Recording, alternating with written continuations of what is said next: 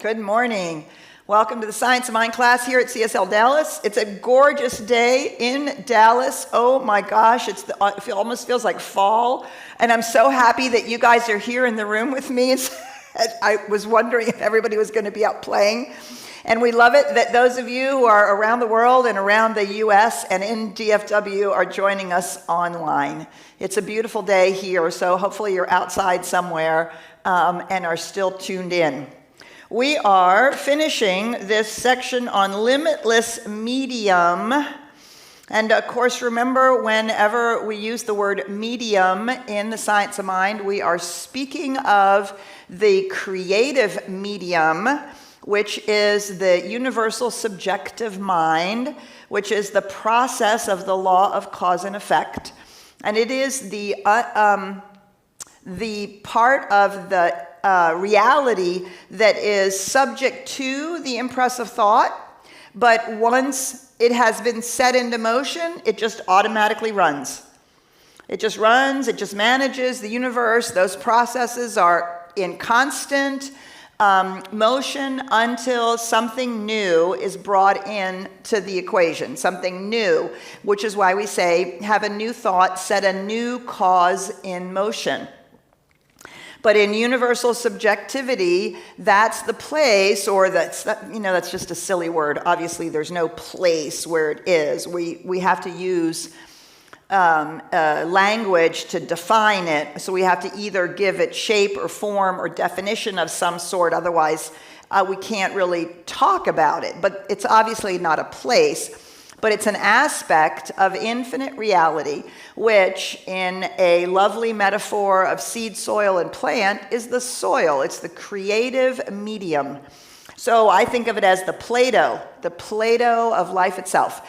And we might loosely equate it to what in the new science is the quantum field, the morphogenetic field. There's lots of different terms that different sciences are working with to examine this underlying part of the reality where the automatic nature of life is, well, I guess for lack of the better word, supported, right? It's what keeps the whole thing moving forward. It's those automatic processes. And so the creative medium is like the soil into which a thought or an intention or a movement in consciousness or a trajectory is planted or started. And then the creative medium is everything that's needed to make that happen. So whatever our subconscious mind, this is the top of page 120, whatever our subconscious mind holds long enough is bound to be produced in our external affairs. Long enough means, for those of you who have taken the mental equivalence class just now with Christine Volkmer, right? Long enough means it has become a space in consciousness that has solidified as reality in our own minds. So we call that a belief. But I shy away from that word because we have various definitions of belief, and we don't always use it correctly. But it's the thing, it becomes something that we hold to be true. But remember, the universal subjectivity cannot inquire into the truth of the thing that we are holding to be true. So it may be true or it may not be true. But as long as we're holding it to be true, it is in fact true for us.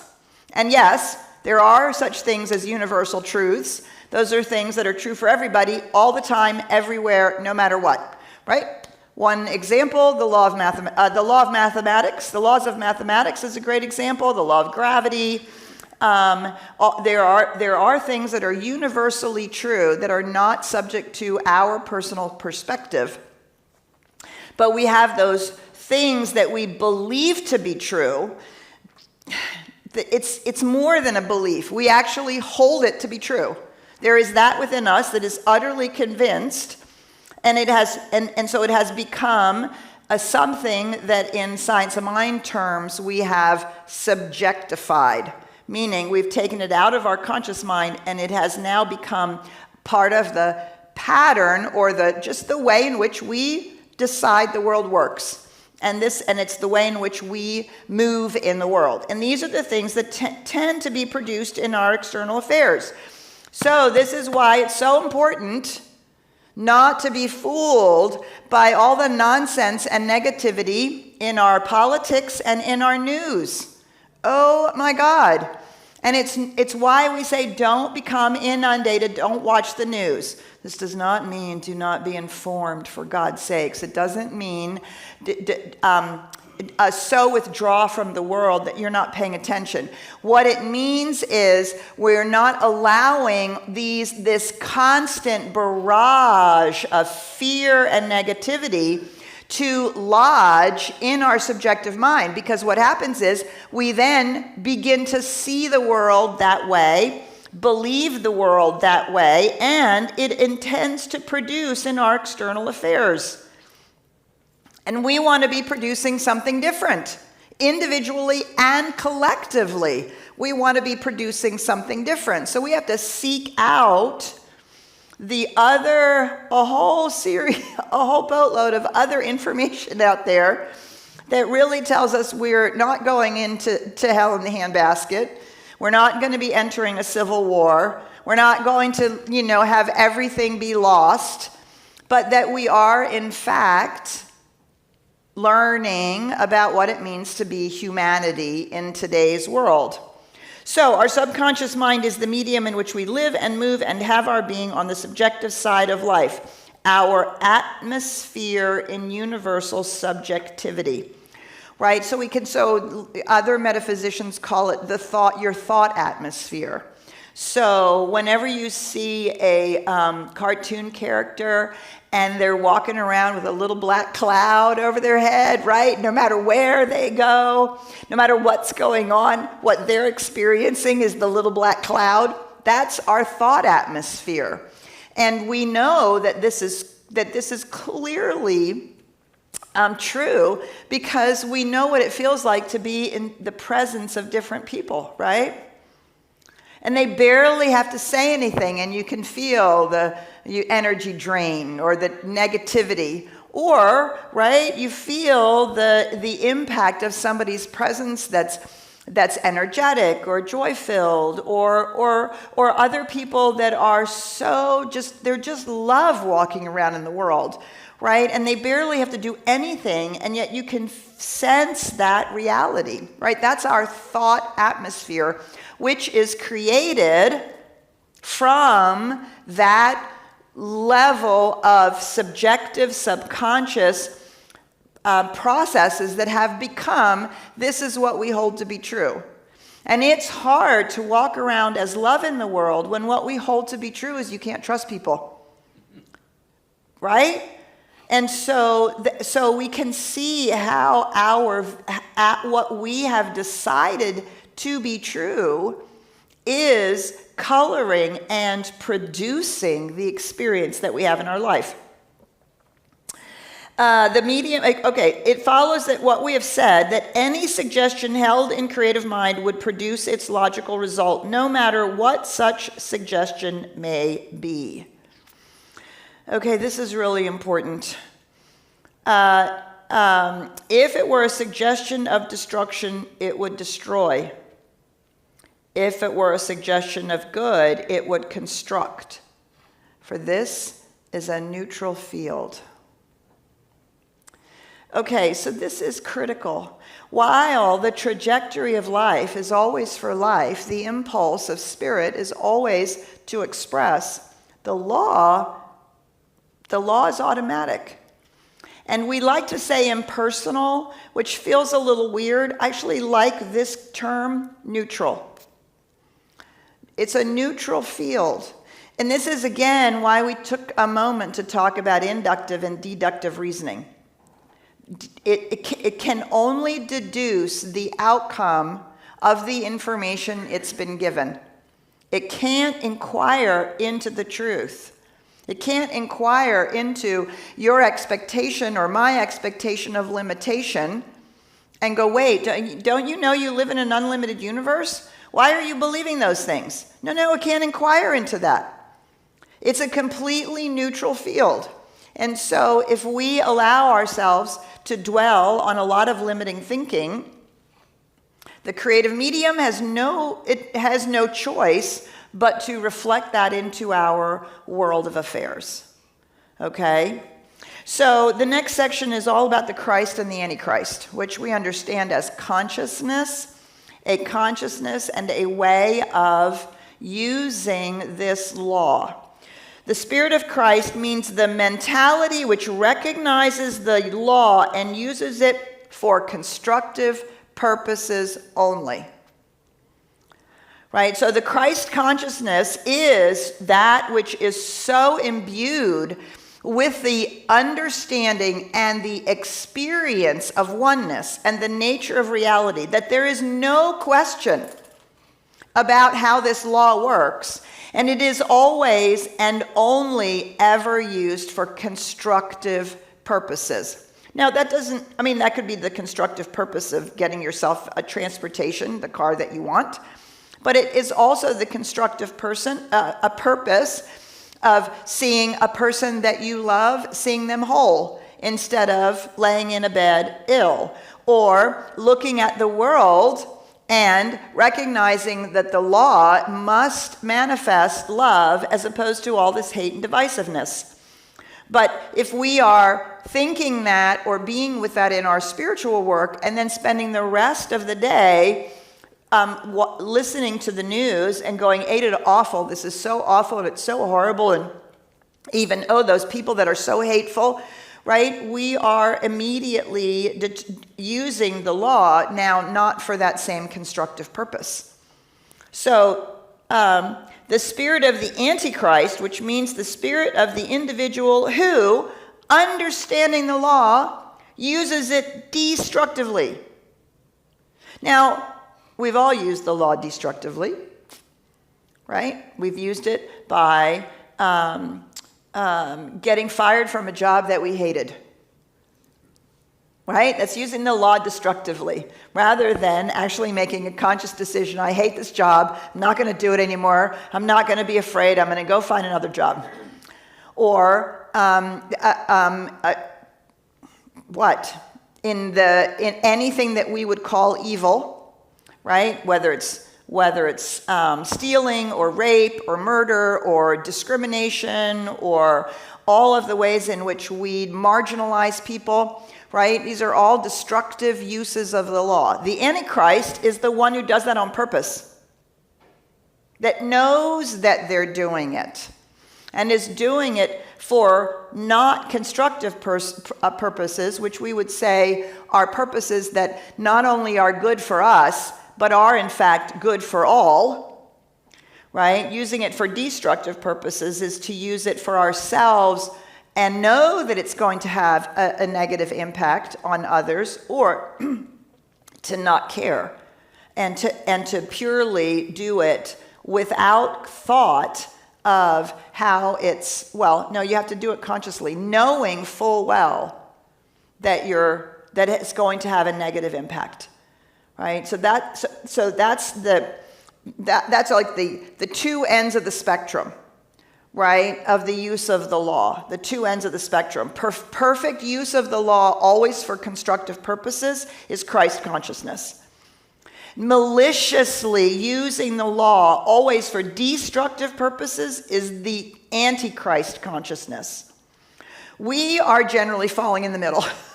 Right? We're constantly trying to move ourselves over towards Christ consciousness more and more and more. We want to live in Christ consciousness more and more and more so that it becomes second nature, habitual. 2, without thought, use the law for constructive purposes. Right? That means forgiving when we're really angry.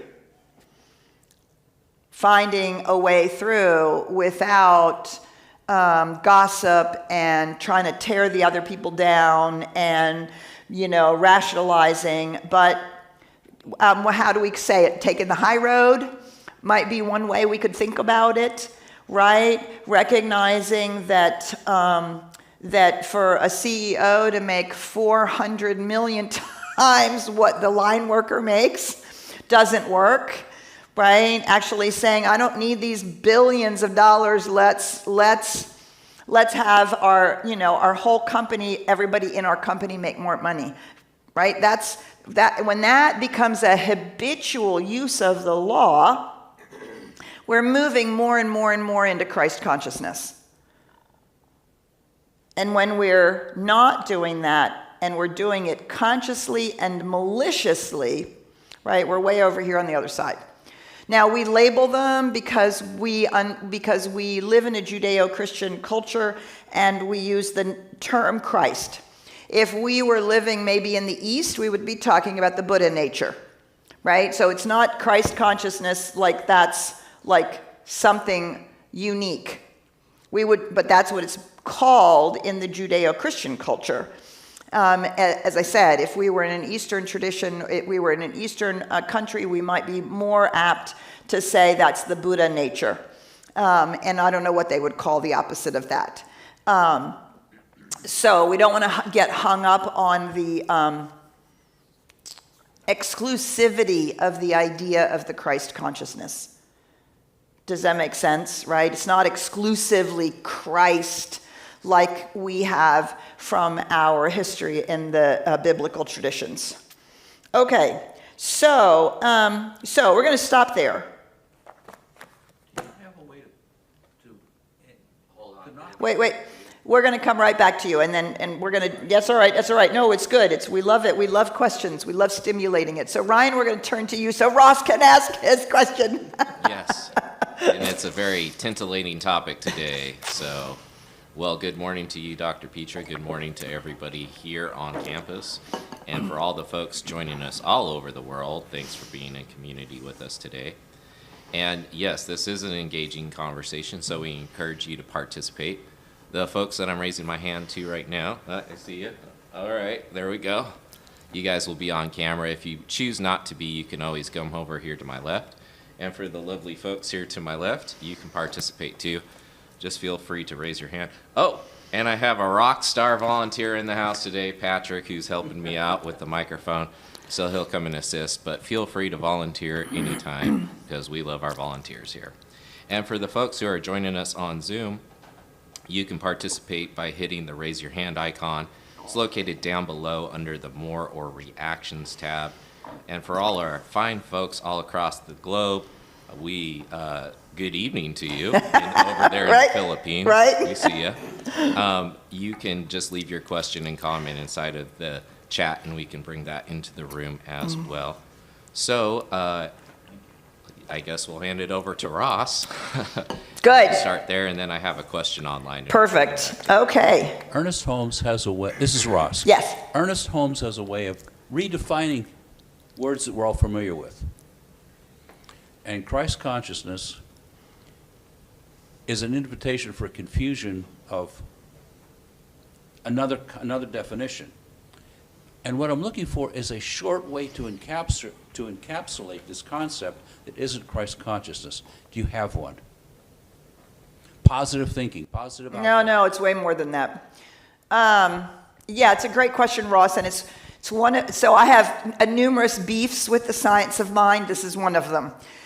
Because it was written in the time period when we saw ourselves as primarily Christian, and that was we were more deeply embedded, not in such a religious as we are today.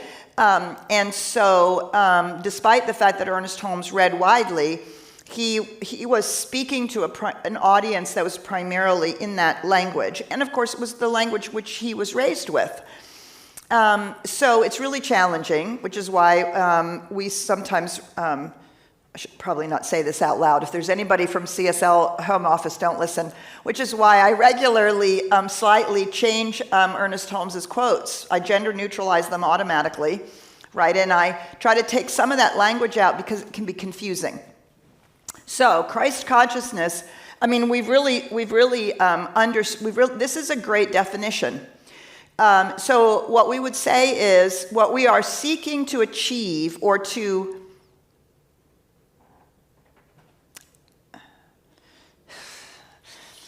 every word that I can think of using implies that we're not it already, which is actually not the case.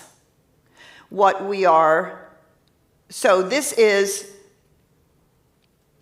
we'll just define it without including us. This is the consciousness that is so aware of the nature of reality that it speaks only in alignment with that which is for life moving forward, for life expressing itself. It is a consciousness that has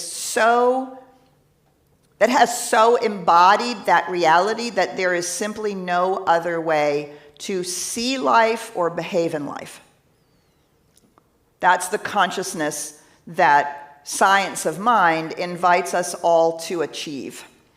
And achieving we achieve it by discovering it within ourselves, by discovering that it's already here. What we're really doing is we are moving aside the veils one after another of the illusion of separation, the illusion that we are helpless, the illusion that we are merely human, the illusion of the factuality of matter, right? As we are doing that, we are revealing that this nature of reality is already here, and it already is available to move in the world from that place. I don't know if that was helpful at all, Ross. It was helpful in understanding it. Right. Is there in a short phrase to describe? No, because yeah, well, that's why people lean into the Buddha nature, right? You're seeking the Buddha nature. Like if you were going down to one of the temples that really is metaphysical, or a DMC, Dallas Meditation Center, I mean, they're teaching exactly the same thing, but they're teaching it through the lens of Thich Nhat Hanh's understanding of Buddhism, right? And so they're using that language. We're stuck with this sort of more Judeo-Christian language. And so, yeah, so do you want to offer a thought, Keenan, about what would be a short phrase? Let's get a microphone.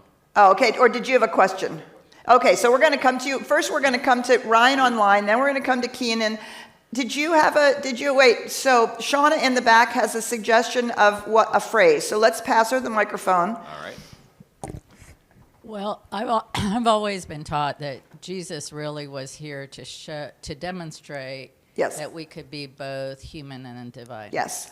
Yes, exactly, right? Which is why he's called Jesus, the Christ. Christ was not his last name, right? I hope that doesn't surprise anybody. Right? Christ was a title that was given to him as people perceived the reality of his presence as someone who walked around embodying I and the Father are one. Not I'm one with the Father, but when you see me, you see the nature of reality revealed. Right? That's how so how do you say that in shorthand? It's really challenging, right? Pro-life, for life. It's a consciousness that is in alignment with life. That's what, right? And which is why I often find myself, instead of using the word God or spirit or the universe, I often simply use the word life. It feels so rich and so real to me, and it doesn't have some of those tendrils of other religious understandings that might still be kind of floating around there in the background. So you find what works for you. In the first 4 chapters of The Science of Mind, Ernest Holmes has 49 words for God. And if you go through the textbook itself, there's 176. Why? Because God is just a glyph, right? It's a glyph, and it means the oneness of and the nature of reality in its entirety, including the physical universe, including humans, including the creative medium, including the intention, the spirit, the causal realm, right? But if we want to talk about this infinite reality, there's names that he uses to help us think about what we're thinking about. So universal subjectivity, you could say God, but you wouldn't know that we're talking about the automatic neutral force that is the creative process. And when we say cause or universal spirit, we mean that which is moving the whole thing forward. But we could just say God. But you wouldn't know that that's what we were talking about, not the law. Do you see? So Ernest Holmes and in The Science of Mind, I invite you to use all those words because it will make this idea of the oneness of the nature of reality more palpably real. If we constantly just default to the word God, it's like it doesn't help us understand what we're doing. And it's too easy to simply take an old idea and slap a new schmear on it, a metaphysical schmear on it. We don't realize that we're still thinking the nature of reality works the way that we learned as a child, or we study in terms of some tradition that's thousands of years old that is more concerned about the outer practice than the inner reality. So this is why I press upon, try using other words. I often give my students the challenge. In all of your spiritual work for an entire year, don't use the word God. Struggle with, what are we talking about? Am I talking about the indwelling spirit? Am I talking about the transcendent mystery? Am I talking about the process that is organizing everything that I can use? Am I talking about the revelation that is the one infinite reality that is using me? Do you see? If we say God in all of those things, we're not really fully engaging in the what did he say? The embodiment. What did he say? Whatever our subconscious mind holds long enough is bound to be produced in our external affairs. The only way to embody all of this is to play with it in our conscious mind until it starts becoming subjectified, until it starts becoming something through the lens through which we habitually operate. By doing that, we are moving towards that Christ consciousness. Okay, that's the end of that sermon. Okay. Okay, online and then Keenan. Yeah, so Marjorie, would you go ahead and unmute yourself and join us? Good morning, Marjorie. Good morning. So I'm a little bit confused about the scenario of Christ consciousness and anti-Christ consciousness as a polarity. So for me personally, I choose to think of Christ consciousness that does not have an opposite. But in form, as a human, because Christ consciousness or universal intelligence or God, spirit, source, whatever word I want to use, created me so that she could experience herself in totality of both human and divine. And she doesn't put any gauge on whether it's positive or negative. Well, the law doesn't. Right? Right? As the law, she as the law doesn't, you're right. But she as the causal reality might. Yeah, go ahead. Yeah, for me, whenever I am out, if I'm in misalignment, I still understand that at my core, I am Christ consciousness in form. Yes. Yes, Marjorie, remember that we're in the entire chapter of man's relationship. So this is talking about it no longer theoretically or in the macrocosmic sense. You're exactly right. This is only true in the expression of humanity in the way that we're understanding it. right? So I wouldn't get hung up on the words. I would never use the word Antichrist, ever. Has zero, I have zero relationship to it, right? So what we're trying to do is understand this idea. What we really want to understand is that you can use the law destructively, and it will work. That's what we're trying to understand here. So don't get hung up on the Christ and Antichrist. I mean, these are some of the beefs that I have. If I were to rewrite this, I would take all that out. And I would talk about, yes, there is that oneness within us that is the truth of our being, exactly as you say, Marjorie, but we can choose to be opposed to it. We can choose to use the law out of alignment with life. That is how much choice we have, and it's how powerful we are. And we will suffer the benefits and consequences of our choices until we begin to understand who we are and what we're really doing. So you're completely right, Marjorie, in terms of the larger picture, and you're also completely right. This is about us as spirit humans. So thanks for bringing that out. As I said, I would never use these words. Actually, you seldom even hear me use the word Christ consciousness because it's confusing. And if you are not resonating with a Christian background, it's going to be meaningless to you. It'll be meaningless, right? The Bible is not my source text, so it doesn't really ring for me. Many people in the science of mind have a deep history with the Bible, and it rings beautifully. Great, use it, but don't require everybody else to use it, right? And so, or don't think that Christ consciousness, that's the only way that you can label this particular consciousness. There's lots of other words that can label it as well. And so, as I said, and I would never use the word Antichrist. It just happens to be in here, and we are looking at this book. So you are free to argue with Ernest Holmes. You are free to disagree with him. You're free to disagree with me. It's okay. Question it. And find the words that work for you. Right? Find the words that work for you that help really embody this. Thanks, Marjorie. Okay, Keenan. Good morning, everybody.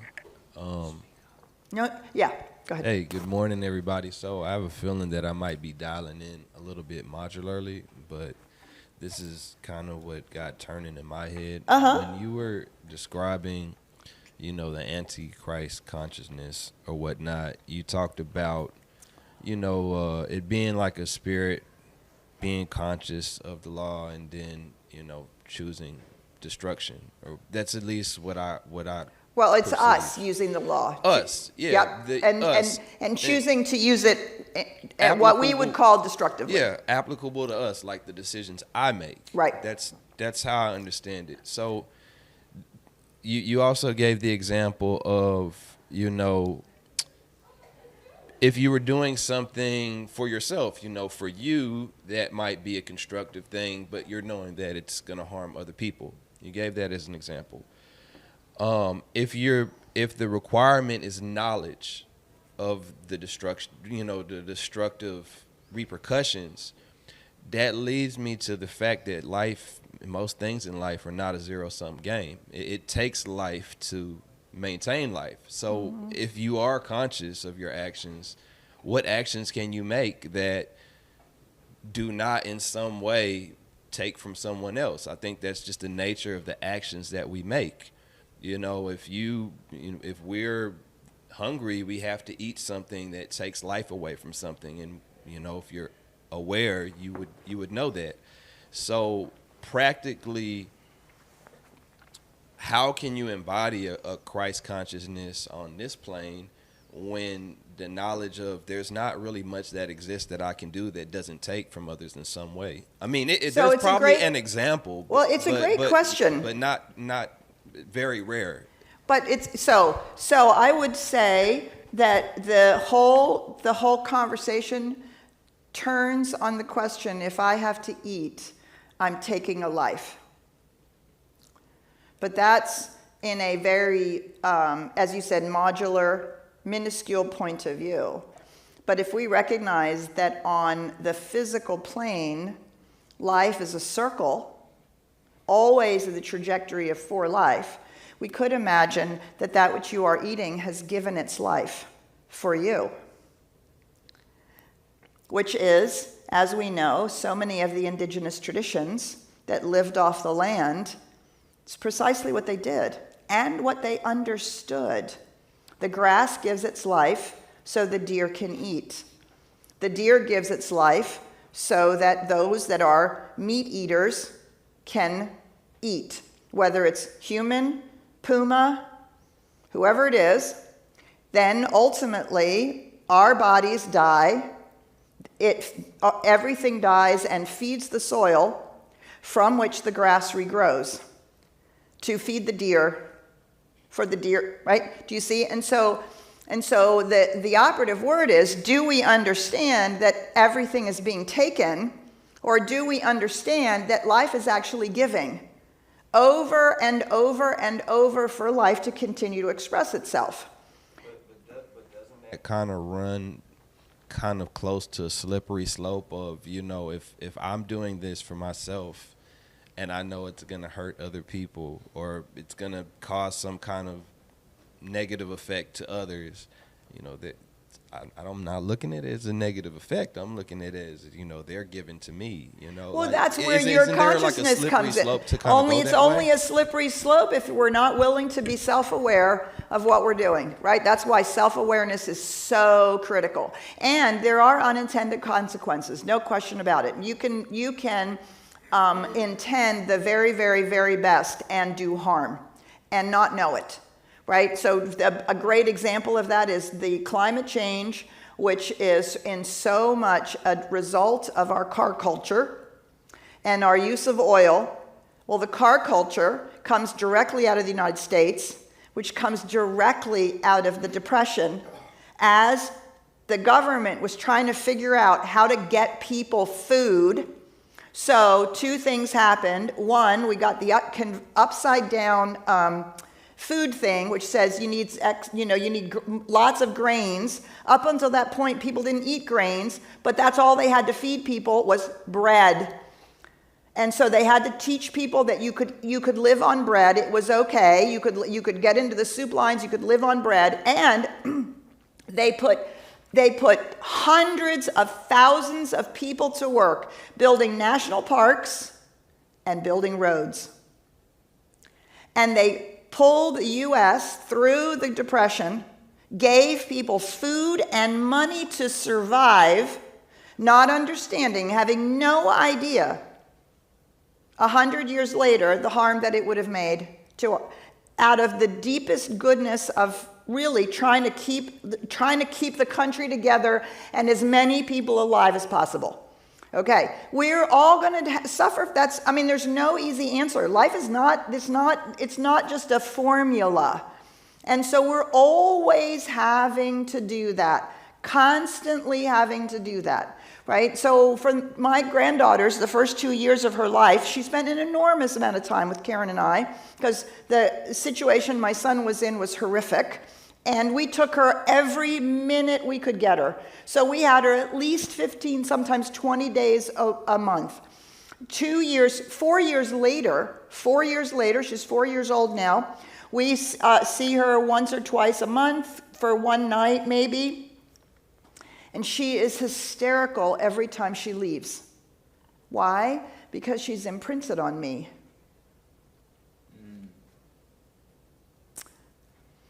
And it breaks my heart. That was an unintended consequence of trying to keep her safe. Do you see? All we can do is the best we can do. There's no magic formula. There's no easy answer. This isn't just, I'm going to figure it out, boom, boom, boom. Right? And that's why our self-awareness and self-examination is so important. And then we have to forgive ourselves, just as we have to forgive others. I think about the abuse in our families, right? And I remember when I was first in Science of Mind, and someone said to me, well, you must have done something in your past life to have created such an abusive father. I was like, no. I was a child That abuse and that horrific experience that I had in my family, my father created out of his pain. And it took me 30 years to realize it was out of his pain that he created that. And I had to come to the place where I could still see him as a child of God, as a deeply divine person who was in so much pain that he didn't know how to deal with it. And he didn't know how to love us. He didn't know how to do it. Why? Because his mother didn't know. Because his mother was a witch. Unbelievably hateful person. And so, right? And so we get to pass it down, or we get to say, I'm going to make a different choice, right? I'm going to be different as a parent, and I'm not going to carry the hate. I mean, I hated my father for years, was estranged from him for years. And I had to work to find it really in my heart to understand that he was doing the best he could, as awful as it was. That was, in fact, the best that he could do. And the minute that I was able to see that, I was freed. I was freed. Right? I was freed from that. So I had boundaries. I went to see him no more than 3 days. I went into my own room at 8 o'clock because that's when the drinking got to be overwhelming. Right? And so I had boundaries, but I could still see him. I could see him for 3 days, a couple times a year. And then I was there every 2 weeks out of every month for the last 6 months of his life because he needed help and his wife at the time just needed for me to be there. So I was able to do that. But if you would have said when I was 20, I would have said never. No way in hell would I ever do that for my dad. Right? But my dad was not, he felt malicious. It felt malicious to me. But I could begin to see that it wasn't on purpose. He actually did love us. He was just in so much pain and completely clueless. So we have to do the work to get out from underneath our own pain. And those beliefs about this is how life is, right? That which has become subjectified, right? My father believed that everybody was against him, that the life was hard, and that he was out of control, that life was constantly out of control, and he had to control it. That was the only way he was going to be safe, was to control as best he could everything. So he controlled with fear and with abuse and with drinking. That's how he controlled his life, right? Do you see? And so, but I had to come to grips with the fact that he was not being malicious, intending to do harm. Do you see? And we cannot, it's not our job to be judgmental of others, right? It's our job to inquire within ourselves. That's our job, to inquire within ourselves. What's my part? Am I being as thoughtful as I can? Can I build a business that is actually going to take resources out of the earth, and can I do it with as little harm as possible? Can I do it in a way that does, in fact, further life? Can I give some of my proceeds to help over here make a beautiful preserve? Can I make sure that the money that I am earning is, in fact, giving life to my workers? Can I continually find ways to recycle the parts that are not good? You know, what do we need to invent to make this resource extraction less painful? Do you see that? These are then over and over, choice after choice after choice after choice. Do I choose? Am I choosing to have reusable bags in the back of my car, or do I take the convenient way out and just keep using the plastic bags? Over and over and over again. This is why we emphasize choice and self-awareness. And there's no easy answers. There's no, we'll never know all of the ways. Sometimes I think of all the ways I was great with my son, and then And then he gives me a view of life from his point of view, and all I get to do is apologize. I had no idea it had that impact on you. Right? Which is why we balance our understanding of the law with a deep compassion, a deep love and compassion, that we're all learning and growing. We're all learning and growing, and humanity as a whole is learning and growing, right? And we want to participate in that. So that's where that deep love comes out, and our ability to begin to be compassionate to others. And equally as important, compassionate with ourselves. All right. So for those of you who are listening and are in DFW, please come to the celebration today. We are having our release and gratitude ritual for this Suite 115 that we are slowly but surely starting to move out of. And we really want you here if you were a part of it. We have some great workshops coming up here in September with Carol Merlot, so please also check that out. Is there anything else we want to say real quick? Yes, for the folks who are joining us online at 7 p.m. tonight, it's going to be our online CSLDallas fellowship, so you can join others, talk about the topic that we went over today.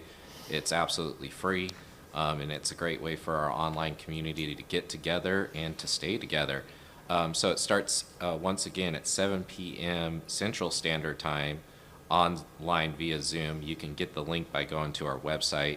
And then it's going to be every Sunday after that. You only need to register once, and you should be added to the calendar. So, yay. Yes, so we can get together online as much as we get together here after any event, and we get to chat, so you will too. All right, we'll see you in the celebration, or we'll see you next week. Bye for now.